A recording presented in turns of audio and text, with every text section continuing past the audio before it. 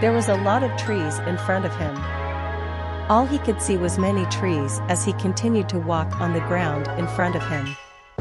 Eventually, the trees continued to decrease and in front of him was an upside-down stone spacecraft statue standing like an altar/idol. For some reason, he felt like coming closer to it, as if it was calling out to him. "This is..." He then walked towards it and placed a hand on it. However, when he did, he felt a static shock coming towards him, making him scream in pain. He let go of the statue, and it started to light up in a blue light, making him cover himself from how bright it was. Suddenly, he was starting to light up, and he was teleported into the stone spacecraft statue, much to his surprise. Eventually, he opened his eyes to see his surroundings. As he did, he noticed that there was nothing around him as he was in a black space with blue aurora lights floating around. However, he was no longer alone. Because in an instant, a silver giant appeared in front of him in a blue light. For a moment, he did not say anything as he was in awe of the silver giant itself. "You are..." The silver giant began to look at him. "Who are you? Are you the one who called for me?" The silver giant did not say anything as the world around both soon began to light up, making him cover his eyes. Shirou woke up with a gasp, sweat slight coming down from his body as he was suddenly awakening from his sleep for no apparent reason. What was that dream? First was that weird dream of me being in a high school version of Chaldea, and now this. Although this dream was different, just what was that silver giant? He then got out of his bed. However, it was then he noticed a certain item was on his desk. What's that? He thought as he went over to look at it. As he did, he grabbed the object. The object itself was in a long, thin, diamond shape with another diamond shape in the middle. Around the shape were lines that made up details of the object itself. It was also colored mostly in white with some red, black, and blue. In general, this was an object Shirou had not seen before. "This object, I have never seen this before. And it's something I have not projected, just what is this?" he thought as he examined it. However, his examination of the object came to an abrupt halt when he heard a voice coming out from the other side of his door. And that voice was Arturia's. "Shirou? Are you awake?" Arturia asked. Yeah, I'm awake," Shirou replied as he put the mysterious object down. "Great. Anyways, can you hurry up? Everyone is waiting for you." "Right. I'll be there." Shirou then got dressed as usual, picked up his sheathed katana, and headed towards the door. However, before he could exit his room, he took one last look at the mysterious object and for some reason he could not even explain, he took the object with him and placed it in one of his pockets. Soon, Shirou got out of his room. "Good morning, Arturia." "Good morning, Shirou. Did you sleep well?" Arturia asked. Well, you could say that I suppose." Shirou replied. Arturia let out a small sigh. "You did not stay up all night again, did you?" she asked with suspicion in her voice. "No. I did have a weird dream though. Otherwise, I did get a full 9 hours of sleep." Arturia stared at Shirou for a moment before letting out another sigh. "Very well, but if you started to get dreams that can affect you in a negative way, tell me and my counterparts, okay? Or else." Yes, I got it. "Anyways, let's go." Indeed. Shirou and Arturia then began to walk away from Shirou's room and headed towards the cafeteria. As they were walking, Shirou had a few thoughts going on in his mind. Arturia does have a point though. That dream was nothing I have ever seen or experienced before. Just what was that stone spacecraft statue? It looked like it was not made with human hands. And that silver giant, I didn't feel any hostility from him. Plus, what was that object that appeared in my room? Does it have something to do with that dream I just had? Shirou, is there something wrong? Arturia asked, snapping Shirou out of his thoughts. Ah, it's nothing, Shirou replied. Let's hope nothing crazy happens today. Little did Shirou know that his thought would fail him in the nearby future. Da Vinci was looking over Chaldea's control center as she was checking to see if any threat was going to come soon. Looks like something bad is not going to happen today. She thought as she checked on the map at her control board. It was then she smelled coffee, and as so, she noticed that someone put a mug of coffee nearby where her workspace was. Need some coffee, Da Vinci? A familiar voice asked. Da Vinci smiled upon hearing that familiar voice and looked up to see Romani, who was holding his own cup of coffee as well. Thanks Romani, she said as she grabbed her mug, drinking the coffee that was inside of it. It's been a while since we've done something like this. Yeah. Even since my sacrifice in the final singularity. Romani replied as memories of that event appeared in his head before he cleared them out of his head. Anyways, looks like nothing out of the ordinary seems to be happening. Seems so. Da Vinci said as she sipped on her mug again. The two were in complete silence as they were looking at the screen in front of them, along with everyone else working in the control room. Geez, I'm bored already. One staff member of Chaldea said. I wonder if my mom's doing okay. Another staff member said. Geez, I want to finish my shift soon so I can get something to eat. A third staff member said. It was then Olga Marie came into the room, making everyone stop talking for a moment. As she was walking down the control room, nostalgia came into her mind as she looked at Romani, Da Vinci, and everyone else in the room working. It's been a long time since I went into this room, and things has not changed. She thought to herself before coming up to Romani and Da Vinci. Ah, hey there director, Romani said. Hey there Romani, Da Vinci. Anything happening right now? Olga Marie asked. Not at the moment. Everything seems to be calm right now, Da Vinci replied. Good. However, keep on the lookout for anything suspicious. Who knows what will happen next, especially after what we received from Gadako. Yes. And it was at that moment, Chaldea's alarm systems started to go off, surprising everyone. And there it is. What we have been waiting for. Da Vinci yelled as she checked her monitor. Soon, everyone else began frantically checking their monitors to see what was happening on the screen. What's going on, Da Vinci? Olga Marie yelled. Yes. Let me check the sensors for a moment.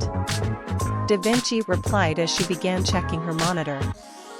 As she did, she noticed something on her sensor, and it was moving at a fast pace. Director, it seems like there's falling from space at a fast rate. What is it? It's unknown. However, the satellite has picked up an image of our object. Put it up on the screen. Romani yelled. Da Vinci then put the image on the screen. As she did, the screen showed an image of a large bug monster that resembled a roach, but with mutated arms. Everyone in the room was completely shocked upon seeing that monster before yelling in fear. What the hell is that? That's big. A giant bug? Eek. I hate bugs. Everyone be quiet for one damn minute. Olga Marie yelled, making everyone in the room shut up immediately. Alright, what the hell is that? I don't know. But we don't have time to look at it right now. Based on what I'm seeing right now, it's going to land around here in Antarctica. Eh? Right here? Romani yelled in shock. Yeah. When will it land? Da Vinci then checked her monitor and calculated the distance and time on the screen. It'll land in 5 minutes. Everyone in the room was horrified that such a monster was going to land near Chaldea in a short amount of time. However, Olga Marie quickly snapped out of her shock and took control of the situation. Alert everyone in Chaldea about the situation. Sound the alarms. Get all non-combat personnel to shelter. Tell all servants to be on standby just in case. Why yes, everyone exclaimed. Soon, everyone in the room followed Olga Marie's order. As they did, Olga Marie looked at the image of the giant monster bug. Is that the alien god Godako was talking about? But it's not December 31st yet. It's too early. Just what is going on here? And why are they landing here of all places? Meanwhile, Shirou was cooking in the kitchen, preparing the daily meals for Arturia and her counterparts. As he was cooking, it was then he felt something different. HM? This sensation, what is this? Why do I have the weird feeling that something bad is going to happen soon? Attention staff of Chaldea. We are going to condition red. I repeat, condition red. All staff members head towards the underground shelters for safety. All servants of Chaldea, be on standby until further notice. And it was then he heard the alarms of Chaldea going off. Damn it, I guessed it too soon. He then dropped everything that he was doing earlier and bolted out of the cafeteria, heading towards the training room. While he was doing that, he saw various staff members heading towards one direction of Chaldea. This much people heading towards one direction, which means they're heading towards the shelters. Something big must have happened. Shirou. Upon hearing his name being mentioned, Shirou turned around to see Ritsuka, who looked exhausted. Master. I take it something bad happened, he asked. Yeah. Apparently from what I heard from the director, something completely unknown is falling from the sky right now. Shirou was stunned for a moment. Something completely unknown is falling from the sky, he repeated. Yeah. And in 5 minutes. So be prepared for what's going to happen soon. Ritsuka said before he began to move. Meanwhile, Shirou was processing Ritsuka's words. Something completely unknown is falling from the sky. Wait, does it have something to do with my dream? But what does that mean? Back in Chaldea's control room. Any update on that thing that's falling towards the ground right now? Olga Marie yelled. Yes. Its descent is increasing at a fast rate. It will land in a minute from now. Da Vinci replied. TCH. How are the evacuations going? They're going well. All non-combatants have been safely evacuated into the underground shelters. Romani replied. Good. Olga Marie then turned to her monitor and checked out the visuals of the descending giant bug monster. Here it comes. And at that moment, the entirety of the control room along with Chaldea itself felt a huge impact on the ground, followed by a shockwave that made nearly everyone fall from how large it was. Whoa! This shockwave is massive! Da Vinci yelled. Everyone! Hold on to something! Romani yelled. Everyone in the control room held on to something as the ground below them was shaking. After a few seconds, the shaking stopped. Da Vinci. Any damage to Chaldea? Olga Marie yelled. Nope. Chaldea seems to be unharmed now. Although we might have a bigger issue now that thing has landed here. Da Vinci replied. Great. Put the image on the monitor. And give me the location where it landed. Da Vinci then scanned the nearby area around Chaldea for a glimpse of the giant roach monster. Found it, she thought as she found it and showed it to everyone in the control room. It landed about 500 meters away from here. Alright. Now all we need to do is dash. Wait. It seems to be moving. Romani yelled. Everyone in the control room was shocked upon hearing Romani's words and looked at the giant monitor. As they did, they saw that the giant roach monster began to stand up from the crater it made, jumped out of it, and let out a horrifying screech. And to their horror, it flew and landed right in front of Chaldea. However, it was not over as it began to lay eggs that instantly hatched, creating smaller versions of said giant roach monster. And they were all heading towards Chaldea.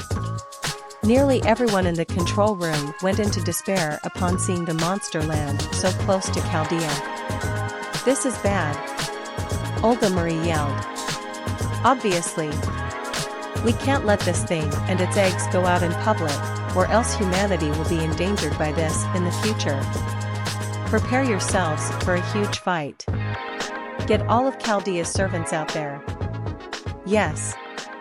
And thus, Chaldea sent out their servants for a roach extermination. Geez. To think I would be fighting a giant bug that came from space and its minions, isn't that a joke or what? Lancer Cu yelled as he tried to stab the leg of one of the roach monster's minions. "Quit your yammering and start killing them. The longer you chat, the more they keep spawning," Emiya replied as he shot a bug minion with his bow. "That's easier for you to say. They just keep coming." Lancer Cu yelled with a groan as he stabbed another roach minion. "Speaking of which, I wonder how the others are doing. They're just in the same position as we're in, and that is endless bug extermination." It was then a bunch of swords started to fall from the sky. Both Emiya and Lancer Cu immediately knew what that meant and dodged them. As they did, they looked up to see Archer Gilgamesh, who seemed to be flying with Vimana. "Hey! What were you aiming, King of Heroes?" Lancer Cu yelled. "Ha ha ha ha ha ha. You mongrels can't order me around. All you can do is just stay on the ground like the bugs that you are, with the monster bugs themselves. Ha ha ha ha ha ha." Archer Gilgamesh replied as he flew towards another direction. "Geez, he's still as arrogant as ever," Lancer Cu muttered. "That's one thing we'll agree on," Emiya replied as he shot another monster roach minion. "Although I have a feeling that he's still mad about what happened to him during that match, so he's probably letting out steam. By the way, where's your younger self? We could use his help right now." Lancer Cu yelled. "Yeah, about that." In an instant, Lancer Cu's question was answered immediately, in the form of Shirou flying past him at high speeds using the 00 Razor Mystic Code, slashing down any roach minion he saw. Does that answer your question? Lancer Cu was speechless for a moment before saying his answer. Yes. Geez, I never thought I would be involved in something like this today, of all days. Ritsuka thought as he shot a gander at a roach minion that was coming towards him. This feels like the seventh singularity all over again. At that moment, a roach minion came at Ritsuka by surprise, but failed as it was bashed by Mashu's shield, protecting him. "Senpai. Are you alright?" Mashu asked. "Yeah. Thanks for the assist, Mashu." Ritsuka replied as he shot another gander. "Speaking of which, how's Kadako?" "I'm right here." Kadako yelled as she kicked a roach minion before shooting a gander at another roach minion. Just what is going on here? It's not even December 31st, and yet something fell out of space already. At least it's not the alien god, but what the hell is that? A roach kaiju? Great, if that's the case, then what's next, Ultraman? Say, did you have to deal with something like this in your timeline? Ritsuka asked. Not outside of the singularities at least. Kadako replied as she shot another gander. And honestly, this is the first time I ever saw something like this. Senpai. Kadako-san. There's more coming. Mashu yelled. Both Ritsuka and Kadako then turned to where Mashu is to see another horde of roach minions. Guess the talking will have to wait until later. Yeah. As Arturia cut down a roach minion, another one just took its place. This situation is just like the one in the 4th Fuyuki Grail War. She thought to herself as she used Excalibur to defend herself from a roach monster. She then pushed the roach monster back and sliced it down. As she did, she saw a glimpse of Shirou, who was wearing the 00 Razor Mystic Code. Shirou. Hey, get a hold of yourself, Arturia Alter interrupted as she slashed down a roach minion with no mercy. Arturia quickly got out of her thoughts and continued the fight. Sorry, I was just thinking about something. Arturia Alter let out a sigh. Relax, Shirou will be fine. Those damn roaches can't do anything to him if he's in the air. Speaking of which, you might want to look over there, she said as she pointed at a location. Arturia looked at the direction her altered counterpart was pointing at, and to her surprise, Morgan, who had a face of fear and anger as she was burning down multiple roach minions with her spear staff. And she was out of character as well. Die, die, die, die, die. You damn bugs. Arturia was surprised to see this side of her supposed sister. Wow. Yeah, Arturia Alter said. Meanwhile, Shirou was slashing down any roach that appeared in front of him with the 00 Razor Mystic Code. As he did, it was then he noticed something different from the others on the battlefield.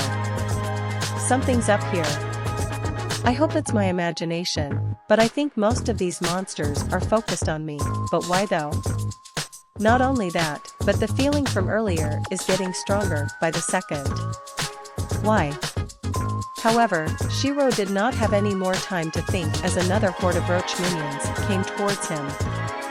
For now, I'll focus on the enemies in front of me. And Shirou rushed towards the horde of roaches. Back at Chaldea's control center, Olga Marie, Romani, and Da Vinci were watching the process of roach extermination. So far, they were making good progress as almost all the roach minions were being deleted on the monitor. Alright, everything seems good for now, Da Vinci said. Not yet. We still have the giant roach from outer space to deal with, remember? Romani, check its vital signs to see if there's something going on in it. Olga Marie said. Why yes. Romani then checked his monitor screen to see if there was something going on with the giant roach monster's vital signs. There seems to nothing changing with the giant roach's vital signs, Director. Good. Olga Marie said before she went towards the speaker. Ritsuka. Do you hear me? Yes. Ritsuka replied. Good. When you and the other servants are done with these hordes of roaches, head towards the big one and destroy it. Understand? Yes. Good. Gudako, is that the alien god you mentioned earlier? No. This is not what I mentioned earlier. So, rest assured, we're not dealing with the alien god right now. Olga Marie let out a sigh, but she still was not relaxed yet.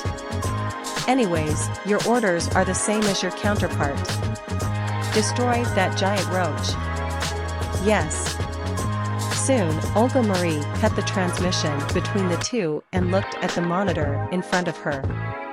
If that's not the alien god, then what the hell is that then? Director. There's a change in the giant roach's movement right now. Romani yelled. Really? What is it doing? It's flying towards Emiya Shirou. Everyone's eyes widen upon hearing Romani's words. What? Emiya Shirou? Well, looks like I'm almost done here. Shirou thought as he slashed down another roach minion with his GN Sword 3. All that is left is to take out the giant roach and all ends well. At that moment, the 00 Razor Mystic Code shut itself down, reverting Shirou back to normal. Well, this was bound to happen eventually. Well, time to head back to where Master is. However, before Shirou could return to Ritsuka, it was then he saw the giant roach coming towards him and proceeded to attack him. However, Shirou was able to dodge it just in the nick of time. What? The monster is going for me, he thought as he moved back from dodging the monster's attack, which the monster began to swing at Shirou again. However, unlike before, Shirou cut a portion of the monster's arm off, making it squeal in pain. But the pain was short-lived as the monster continued to come towards him. TCH, looks like I have a big one on my hands. The giant roach monster continued to attack him endlessly, forcing him to dodge at every swing from its arms. TCH, I'm getting nowhere from doing this, and the 00 Razor Mystic Code is out of power right now. Maybe a change in tactics might do it.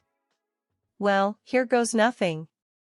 Shirou then sheathed his Muramasa blade and jumped when the roach monster swinged one of his arms at him again.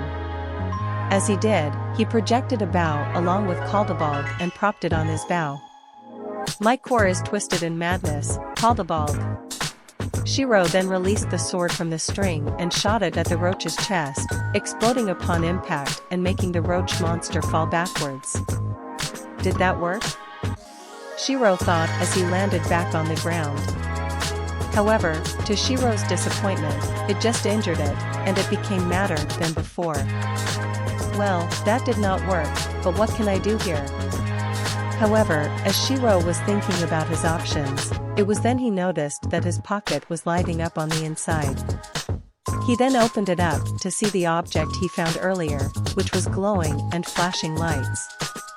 And for some unknown reason he could not even explain, Shirou knew what to do with the object in his hand. This light, are you telling me to use it? The object continued to blink. I understand.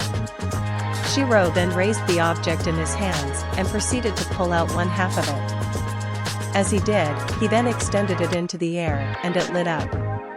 And a red bright light soon engulfed him. Along with it came the reawakening of a certain silver giant. Meanwhile, what? Are you serious, director? Ritsuka yelled in his earbud. Yeah. For some reason, the giant roach seemed to be focused on attacking Emiya Shirou right now, and we have no clue why. Anyways, tell everyone else the news and support him as soon as you can. Olga Marie ordered. Yes.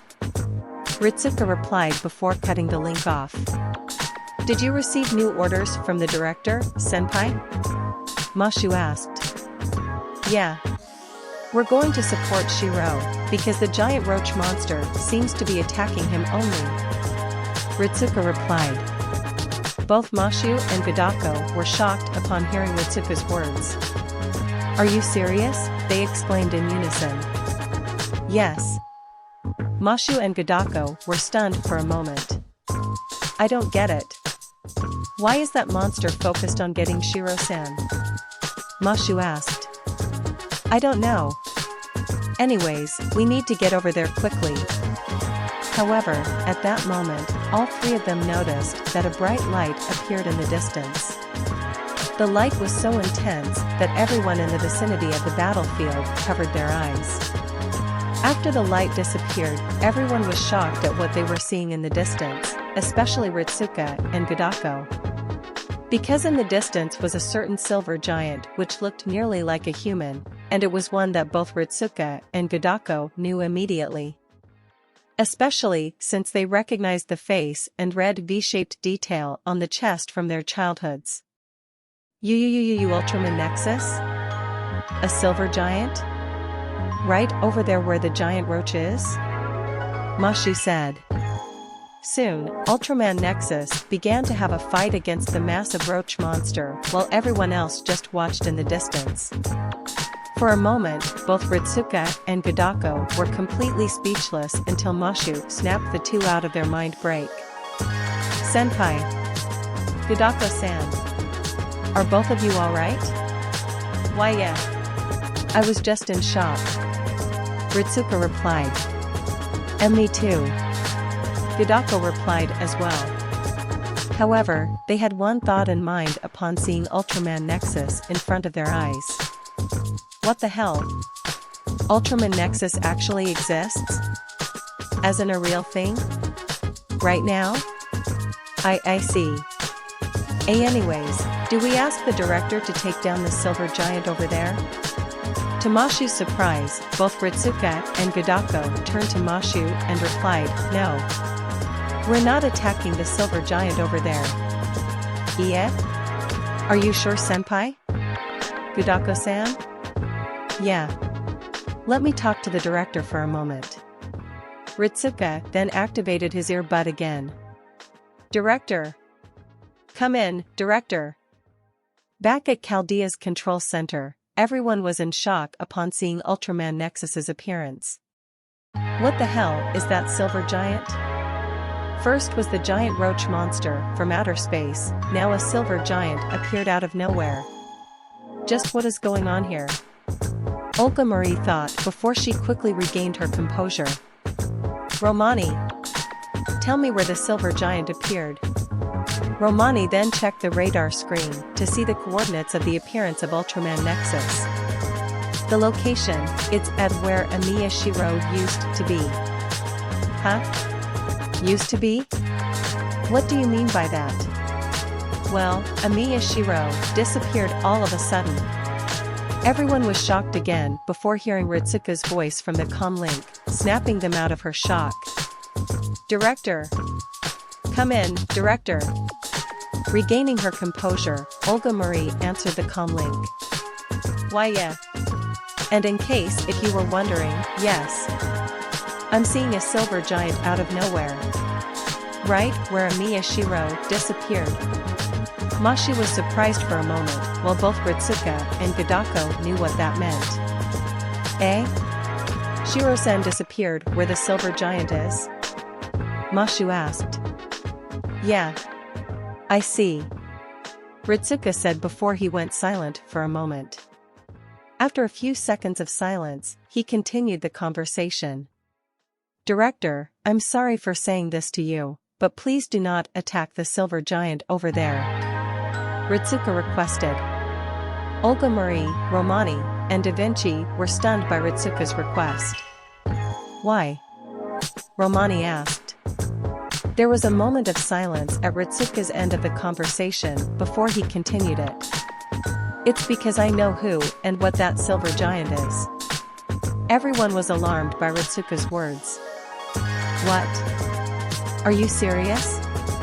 Olga Marie, Romani, and Da Vinci yelled in unison. "Yeah. The same goes for me as well. Please, director. Don't attack it. I'll answer any question you have about it later. And about Shiro's disappearance, don't worry. He'll return soon. I promise." Gadako replied on her earbud as well. For a moment, everyone in the control room was surprised that both Ritsuka and Gadako knew who the silver giant was. After thinking about both Ritsuka's and Gadako's words, Olga Marie came to a conclusion. "Very well. However, if things don't go your way, we'll attack the silver giant, understand?" "Yes." "Good. Now relay your order to your servants now," she ordered before Ritsuka cut off the comm link between him and her. As she did, she let out a small sigh. "Wow, I never thought that Ritsuka would have the guts to ask me for a request like that. He really has changed." "Yes. Although he mentioned that he and Gadako know that silver giant, but how? We haven't come across any silver giants that look like that in the past. Just how does those two know it already?" Da Vinci asked. "Me neither. Furthermore, he appeared at the same time Emiya Shirou disappeared. Is that a coincidence?" Romani asked. "That I do not know," Olga Marie said. Back at the battlefield. "Alright, now that I got the approval from the director herself, time to give orders to the other servants," he thought before he telepathically gave his orders to the other servants out on the battlefield. "Everyone, can you hear me? Yeah, and honestly, I'm surprised to see a silver giant here of all places. So, what do we do? Destroy it?" Lancer Siu telepathically asked. "No, we're going to support it." "Huh? Support it? Are you sure it's an ally, master?" Emiya telepathically asked. Yes, and in case if you were wondering how I know, let's just say, well, it's something I would never expect to see in real life. I see. Huh. You mongrels do your thing. I'll do my own. Archer Gilgamesh telepathically said. Wait. What about Shirou? I can't feel his presence. Arturia telepathically yelled. Yes, about that, he'll return within a few minutes after the battle. Ritsuka telepathically replied. What is that supposed to mean, my master? Arturia Alter telepathically asked. You'll see. It was then Ritsuka, Gadako, and Mashu heard something crashing onto the ground, forcing their attention to the source of the noise. As they did, they saw the fight between Ultraman Nexus and the giant roach monster. The roach monster began its attack on Ultraman Nexus, which he dodged the attack before kicking it in the stomach. However, the roach monster retaliated by ramming itself towards him, forcing Ultraman Nexus to fall back. Gaining momentum, the roach monster tried to attack again, but Ultraman Nexus quickly rolled over sideways and quickly charged his arms with light before shooting them at the roach monster. As a result, the roach monster was hit in the chest, letting out screams of pain. At that moment, Ultraman Nexus bended his left arm towards his chest and brought it out again, assumed an alternate form at the same time. The genie's form, which looked similar to his previous form, but features more red with a different design, new shoulder pads, and included a crystal in the middle of the chest. It's just like in the TV, both Ritsuka and Gadako thought as they saw Ultraman Nexus went into his genie's form. However, he was not done as he crossed his arms together and twisted his waist while swinging his arms at the same time. While he was doing that, energy appeared in one of his hands in the form of a blue light before he released it into the sky. As he did that, a golden dome began to form from the sky and began to engulf both Ultraman Nexus and the roach monster. And then the dome disappeared, along with them as well. They disappeared.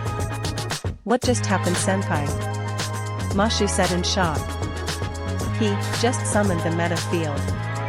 Ritsuka replied. Meta field? What is that? A dimensional subspace that empowers light beings while reducing the power of darkness. Its main use is to avoid collateral damage during battles, but frequent usage of it can induce a huge strain to the user. Mashu was shocked to hear Ritsuka's words. Well, senpai, you know what that is as well? Yeah. Meanwhile, in the meta field, Ultraman Nexus dodged a swing from one of the monster roach's damaged arms before he punched it in the face. He then rushed towards it and pushed it backwards with all of his strength and roundhouse kicked it. He then brought it to a headlock and punched its head again for a few times before letting go and jumped over it. The roach monster then swung his arms at Ultraman Nexus, but he blocked it and went under them. Ultraman Nexus went for his backside again and karate chopped it a few times before being forced to move backwards by a hit in the stomach from a headbutt from the monster roach.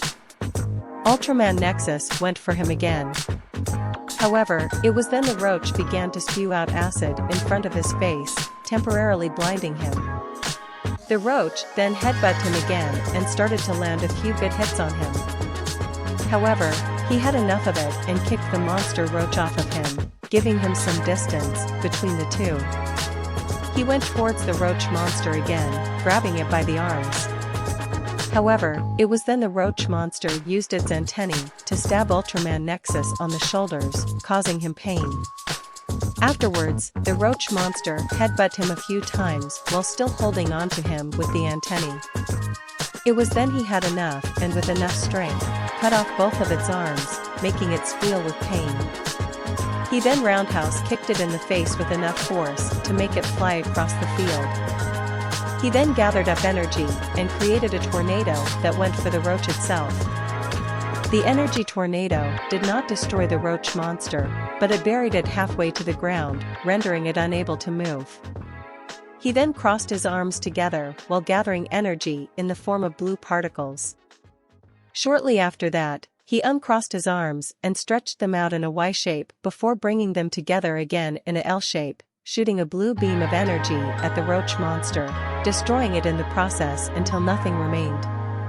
After the fight was over, the crystal on Ultraman Nexus's chest began to light up, and he, along with the sub-field he created, started to disappear.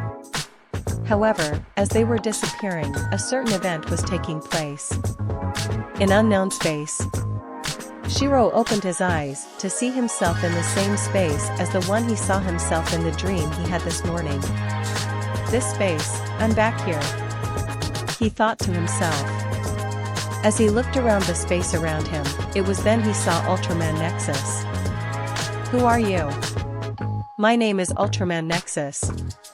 I came from a universe far away from the one you're in right now. Sorry for using your body earlier, but I had no choice since I was weakened upon my arrival. No problem. Did you come here because of the monster we saw earlier? Yes. However, in my universe, I call that a space beast. Space beast? Yes. Space beasts are monsters whose sole purpose is to feed on the fears of other life forms, like the one we fought earlier. I see. Does that mean you come here because of that space beast from earlier? Yes. I was chasing that space beast earlier, which somehow managed to enter in your universe. Now that the space beast is gone, my mission is complete and I'll be leaving this universe.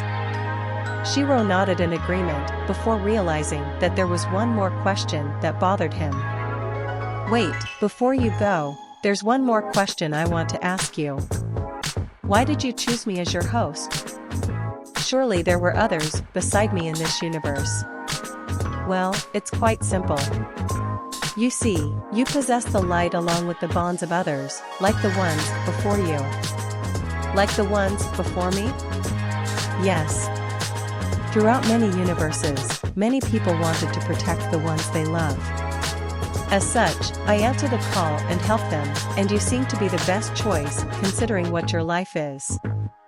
I see, thanks for the help, Ultraman Nexus. No problem.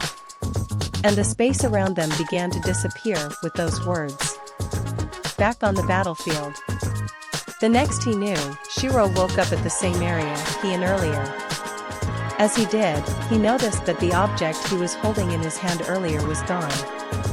The object, it's gone, he thought before looking at the sky. Ultraman Nexus, thank you. It was then he heard Ritsuka's voice going through his head. Shirou.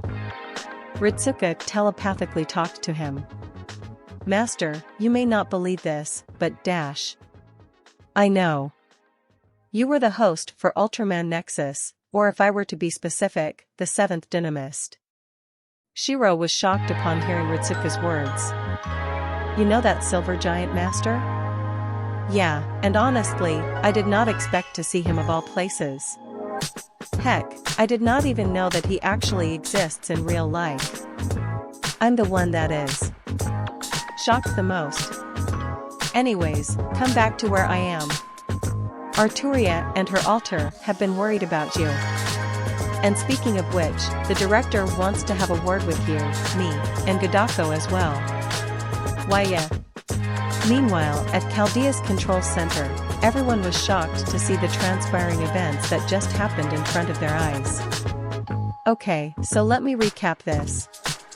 We first saw a monster roach appear from outer space, then Silver Giant who Ritsuka and Gadako already knew somehow along with Shirou's disappearance at the same time, then both the Silver Giant and Monster Roach disappear at the same time when a golden dome of energy was made by the giant while at the same time, Shirou returned. Okay, am I going crazy?